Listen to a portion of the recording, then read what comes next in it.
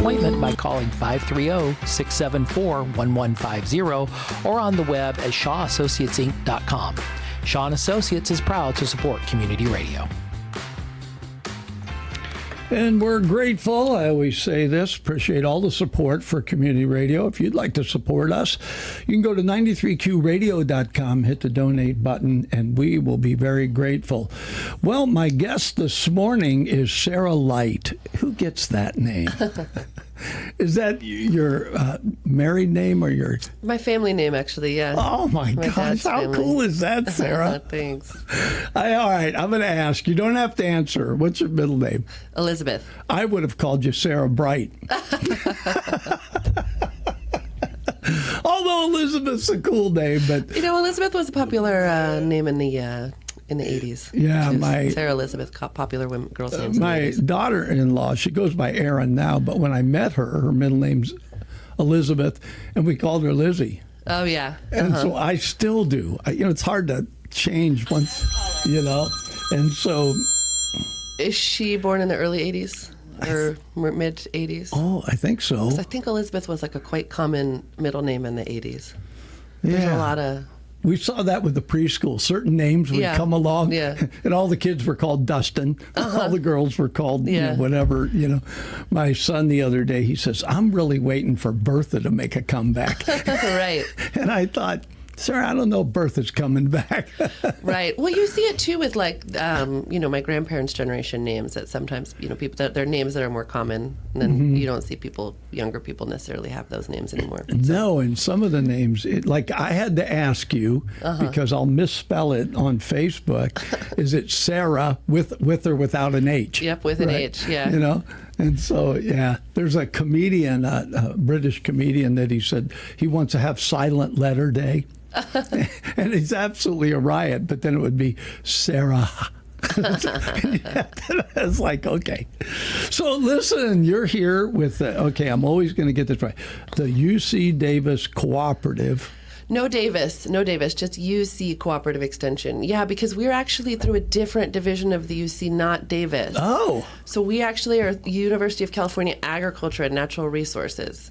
So we are almost like a statewide campus. You can envision us like that in some way, in the sense that we don't have a campus that we're based like Davis or Santa Barbara or Merced, but we are in every county in the state working to serve local communities. So we're sort of a diffuse campus, if you think about it like that. But people think about us with Davis a lot because of the agriculture stuff, but we're totally... The Aggies? Come on. Totally separate. We're a separate UC, so we should have worn my UC A&R hat. We have our own logo. But I do like to clarify, because if not, people, we don't get the credit for all the work that we're doing in the state, which is huge as well. We do have faculty at Davis who work for UC A&R.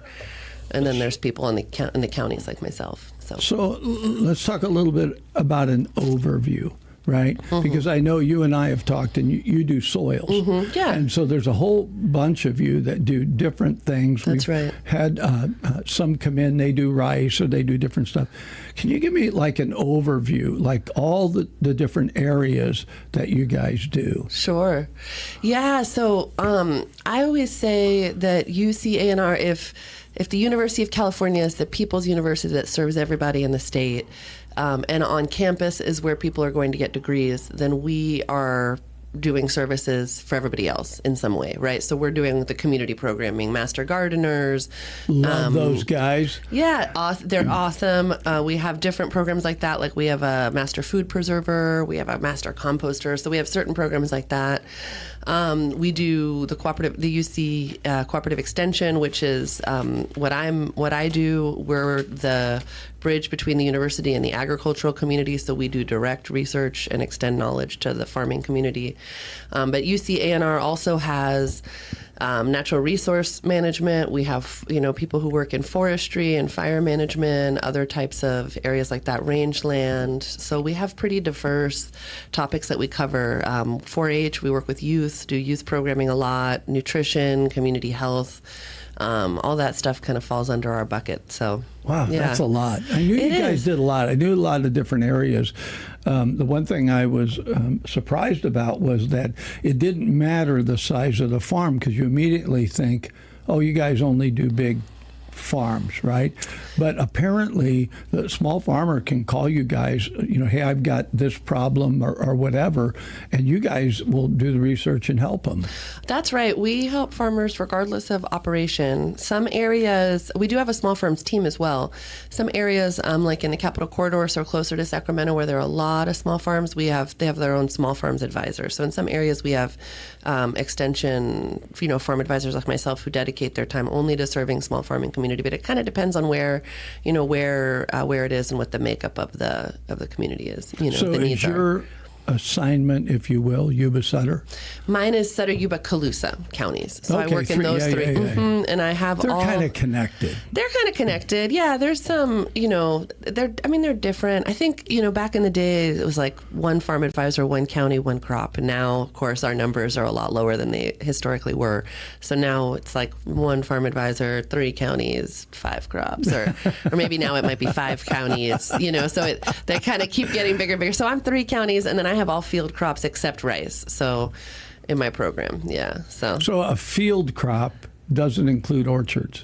Doesn't include orchards. That's a whole separate. That's a totally separate, yeah. Hey, I want to do a shout out, if you don't care, that May 9th, which is this Saturday, we talked about the Master Gardeners. They have a plant sale. Oh, great. And it is awesome. So I just want to encourage people that great plants, all different kinds. And the Master Gardeners just nurture these little plants so that when you get them, they'll grow, right? Oh, yeah. No, they're awesome. And another really great thing about buying from the Master Gardeners is that your plant starts are acclimated into this area. They haven't been made in a greenhouse in another region with a slightly different climate. So these are just like ready to go right in your yard.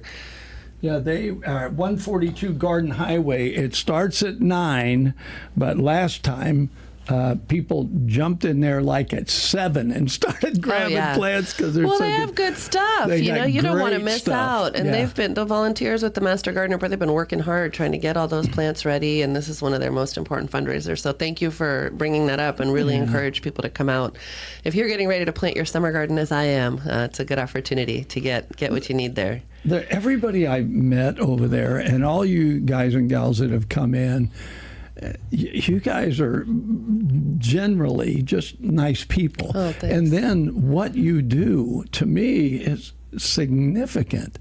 I mean, you can have a job. I mean, I don't know, does radio help anybody? Right? Entertainment is important. You can't eat radio. But you know what I mean? But helping farmers, and I just love that we have that resource. There's things about, like you saw the engineer come in. I don't know how to do that stuff. Sure. But when you have people that are knowledgeable and can take care of things, it just makes a difference. Absolutely. And having you guys, that whole organization, and like you said, all the different areas it covers, that's huge. Yeah. You know what I mean? It's like, I have a resource. And it makes me, I really hope that the farmers, different ones, they know that you guys are available. It's part of the reasons I asked early on, Whitney, I said, can you guys come on, all the different branches, but they need to know this resource is here and that they are accessible. You guys won't go, I'll get to you next year. It's not like that. Yeah, we'll definitely try. Well, we really appreciate the support and you showcasing our work and everything like that. I mean, I think one nice thing about the Extension Service is we've been around a long time. So I think there's, a lot of people in the farming community do know about us and, have engaged with us, worked with us in the past maybe, or maybe seen a presentation or something. So the Sutter Yuba office is, when I started in 2017, I think the next year, 2018, we had our 100-year anniversary for that office. Wow. So it's been, I know. Wow. I know. Right? I know. That's Can you lot. believe it? Yeah. That's a lot. So, well, you think about that, like this radio station's 10 years old. right. Oh, really? I would have It's thought such older. a baby. Yeah, I would have Such a thought baby older. in the community. Yeah. But a lot of people know about us because we do the community stuff. Yeah. So I want to go with one more thing. You told me that you recently did a thing to help students. Can you talk a little bit about that? Sure. Yeah. One fun thing about our job is, people always say, what's a day to day in the life of a farm advisor? And we always say, there's no typical day. Some days I start my Monday here with, this interview, and but most Mondays I'm not on the radio at this time, not on the radio at this time doing other stuff. But we sometimes, because we're the bridge between the university and the farming community, sometimes we get asked by, on campus, they have a student group or something, or they want to take a tour. And it is important for people to understand agriculture, understand, some of the challenges and things that are going on with, the farming community, and get that real world experience. Because especially if they do have an interest in working in agriculture, I think it's valuable to, get out there and get out there, get in the dirt and see what's really going on, separate from the on campus, which of course that education is extremely valuable. But, so a professor on campus had asked me if I could help her organize some field visits for one of her student groups. And so I was able to call a farmer who I've worked with for a long time. We were reminiscing on that. I think we started collaborating in 2018 when I first started my job with our first project. Yeah. It's been a really supportive, great collaborator, great farm to work with. And so... Anyway, so yeah, we went to a few fields, and they got to kind of see some of the real world situation, things that are going on. And of course, it's a funny time to organize a tour because it's spring planting, so there's a lot of transitions out there in the field with what's going on. But we were able to see some good stuff, and I think it was it's always fun to hear their questions as well. You can. Kind of reminisce in grad school what you might have thought because you learn something, and then you might process it in a way practically. It's not wrong, but it's just maybe not practical in the application of it later on the farm, I always felt like that. When I was in college, I had an accounting professor tell me, you're really good at this, so I want to take you to this the largest accounting firm in Sacramento so you see what it's like. And honestly, Sarah, I went in there and I thought, I can't do this. They were sitting at these cubicles, right, with a computer, and I went, nah, not me, right? But it was really good to get to see that. And I was very grateful because as a kid in school, you kind of take field trips for granted. Absolutely. So my law professor took us to McGeorge School of Law. That blew my mind. Oh, yeah. Oh, my gosh. It was just incredible to watch the process. Oh, yeah. And so doing that, I can imagine these students, because in a way, campuses are kind of a closed community thinking-wise, because they have to focus on whatever their major is and that, right? Not like they don't have an outside life, but if they get to go somewhere where their major's happening, come on, I think college kids love a field trip. Oh, yeah, you know absolutely. what I mean? It's like, I'm on the farm. This is what I'm doing this for, right? That's totally right. Well, and also, college is short term and working is forever. So it's good to figure out what you like and don't like. I also, in grad school, I had to do some lab work, and I including some molecular work and stuff like sterile technique stuff. And I think I quickly learned I was willing to give that up. Now, I would have taken a job with having to do that, but I didn't. It never thrilled me, But I know some people I went to grad, they loved it. Oh, they loved being in the labs. I just kind of stressed me out. It's just like I don't like to think about, sterile technique all the time. Like it's just not. It's not my preference. I'd rather be outside in the field doing something. But a lot of people don't want to be outside. They think it's unplanted. So, you have to kind of know what you like to do. And that's what I tell people. If we could have this open in here, like I'll go out and do interviews and that because I like being outside. Me too. I just love it, Yeah. I had a friend that worked for Siller Brothers. They do tree planting and stuff, okay, right? I'm not familiar. Anyway, he took me way up in the woods somewhere. I don't even know where it was, and was showing me the process of how they plant new trees. Oh, yeah. Oh, my gosh. It was a mind blower. Yeah. It was like they'd have this land where they cut the trees out of, and then they do all this stuff with it. It was all these great, almost looked like a Christmas tree farm. Yeah. Because they're all almost the same size and everything, but it was really cool to see that. Yeah, I went to a poplar tree farm in grad school, took a tour of that. I had this similar thought of just watching them harvest those trees, and they moved. Whoa. Yeah. So it's funny. It is. That's one thing I love about working in agriculture, though. I do feel like there's always something new to learn. It's such a diverse field with, especially in California, so many different commodities and crops, and there's no way you can really get bored. Yeah. Yeah. So many different, not only issues and things to learn about, but just simply diversity of commodity and region and like our, little climate zones. And so I've always thought, when I was in college, they did this study about plants, and I'll never forget it, how they were talking about how plants have a sense of what's going on around them. And some people go, oh, well, and then people say, talk to your plants. Okay, I'm not ashamed. I'll talk to them puppies. Hey, guys, how you doing today, right? But the one that got me, I was a pastor for 30 years. There's actually a place in Psalms where it says the trees clap their hands. Oh. And I thought, how cool is that? And I don't know if you've ever been where you're just in nature and you thought, everything here is alive. Yeah. We kind of take it for granted. We live in a cement city, right? Yeah. Where we don't always see it unless you're really good with houseplants. But just being outside, you've got to love that. Oh, absolutely. Well, and that's one thing about working in this area specifically that's so cool is because, we're the bird migrations that we have, and all the work they've done to restore those populations through flooding the rice ground, which of course has benefits, of course, for rice straw, et cetera, but it has really increased the populations of the migrating birds flying back, and that's so cool in the winter to just see that. So I just love that sort of natural resource agriculture interface here in the Sacramento Valley. There's so much, it's just beautiful to drive around, and of course we have the background of the buttes. It's like, what could be better? Yeah, I know. It's like, I've told people, and I just heard it from somebody who just moved back in the area. He had been away, and he said he was driving toward Yuba City, and he saw the buttes, and he said he just got this feeling, I'm home. And my wife and I will travel when we come back. When you see the buttes, you're home. Oh, yeah. You know what I funny. mean? It's like okay. A personal interest of mine is topographical maps, unrelated to my professional work. But I have this really cool topographical map of California. I finally found, I've been looking for a good one for a while. Finally found one. It's pretty big. But it's funny because when you look in the valley, it's like, the valley is flat.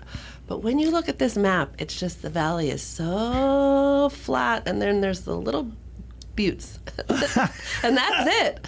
That's it. That's the only elevation, the whole Central Valley. So anyway, I have a new appreciation for it with this topo map because I'm like, it's so easy to point out to people where I work. It's right there. Right there where there's the little elevation in the middle of the green space of the valley. When I first came here, somebody told me, they said, you know how the buttes got here? And I said, no. I said, well, God molded the Sierra Range and then the coastal range, and then the buttes. He slapped his hands together and a little piece fell down. I said, that's not true. That's not true, right? Yeah. But, I do think we try to, understand our surroundings and geology by looking around us. So, but yeah, it is a beautiful area, and, working at the Extension Service is really good. I think rewarding and earnest work. I enjoy it. I enjoy being able to do service to my community, my state. Yeah. Of course, we all have to eat, and, farmers are really working extremely hard in a pretty challenging economic environment. So anything we can do to help it all, we're happy to. But yeah, there's so many innovative things to learn and do. It's pretty fun. So, too. I want to backtrack for 1 second because you'll enjoy this. I wrote a manual for land navigation. Oh, okay. And I think if we had land nav courses, people would sign up and go do it because it's fun. But when you're plotting a course, you have to have a topographical.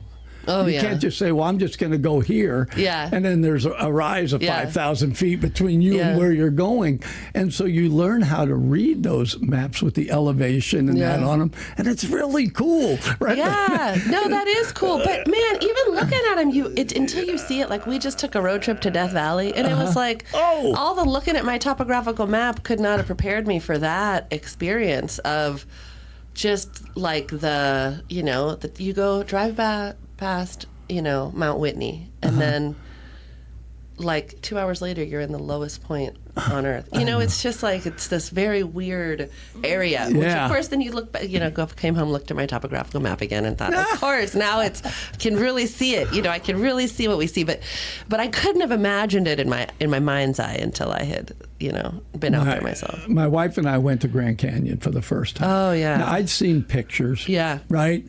But it's not the same No. as walking up on the rim and realizing it's a mile down.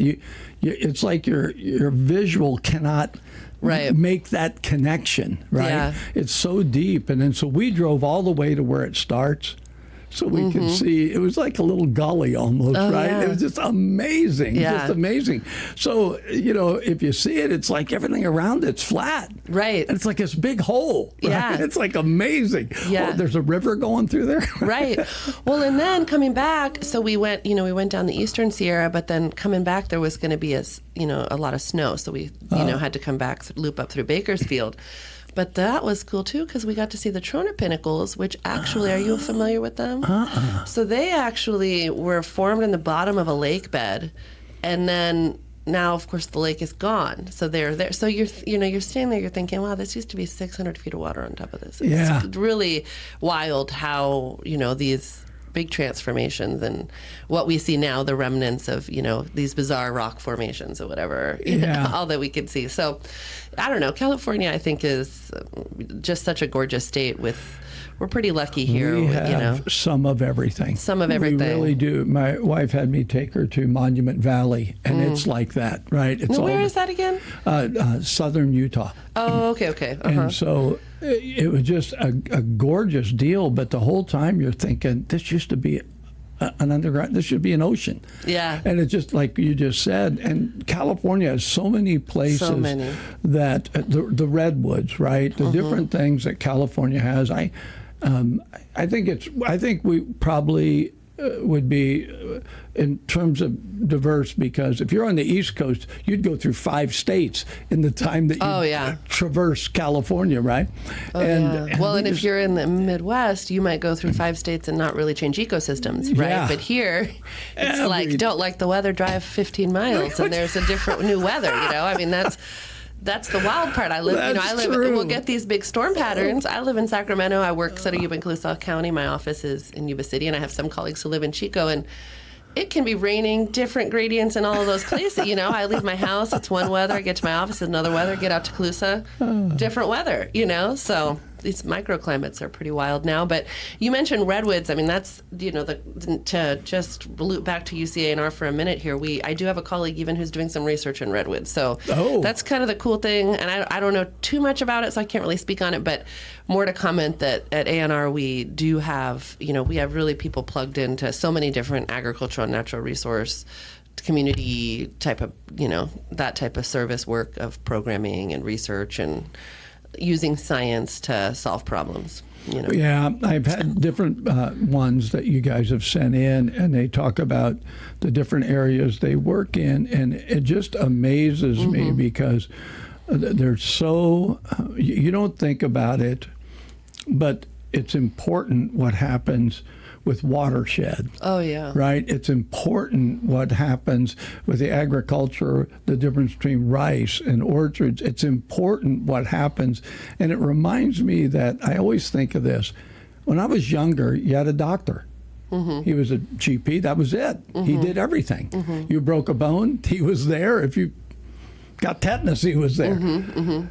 Now they have to have specialists in everything. Right. And that's how I see agriculture now. There's just so much science that's in it now that you have to have people that cover specific areas. There's no way anybody could cover all this. And when you think of California, absolutely. Right? Oh, yeah. Because we have all the different areas, right? Oh, absolutely. And it's really pretty amazing if you think about it that we've been able to balance our huge natural resource demands. I mean, we have a huge population of people and huge productive farmland, and, we need water for like fish populations and to maintain. So, I mean, water is needed everywhere. And so it's kind of amazing that we've been able to sort of maintain our robust population, our agricultural sector, and as well as our, protect our natural resources. I personally think we've done a pretty good job. I mean, I'm not saying maybe we couldn't, there are not opportunities there, but we have some challenges ahead. But, to balance all those things is pretty cool,